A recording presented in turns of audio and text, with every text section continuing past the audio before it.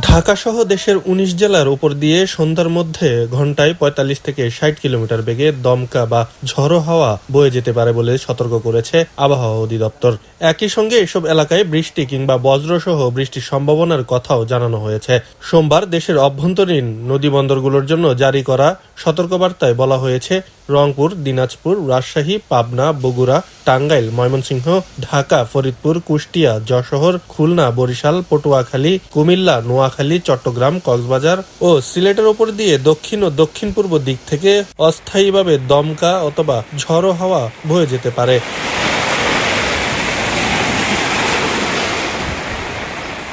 এ সময় বজ্রসহ বৃষ্টিপাতও হতে পারে। এ কারণে সংশ্লিষ্ট এলাকার নদীবন্দরগুলোকে ১ নম্বর সংকেত প্রদর্শনের নির্দেশ দেওয়া হয়েছে। অন্যদিকে আবহাওয়ার আরেকটি বিজ্ঞপ্তিতে জানানো হয়েছে, সোমবার সন্ধ্যা পর্যন্ত দেশের সব বিভাগেই দমকা হাওয়াসহ হালকা থেকে মাঝারি ধরনের বৃষ্টি অথবা বজ্রসহ বৃষ্টির সম্ভাবনা রয়েছে। পাশাপাশি রংপুর, রাজশাহী, ময়মনসিংহ, ঢাকা, চট্টগ্রাম, সিলেট বিভাগের কোথাও কোথাও মাঝারি ধরনের ভারী থেকে অতি ভারী বর্ষণ হতে পারে। আবহাওয়া অধিদপ্তর জানিয়েছে, আগামী কয়েকদিন দেশের বিভিন্ন এলাকায় ঝড় বৃষ্টি ও ভারী বর্ষণের প্রবণতা অব্যাহত থাকতে পারে।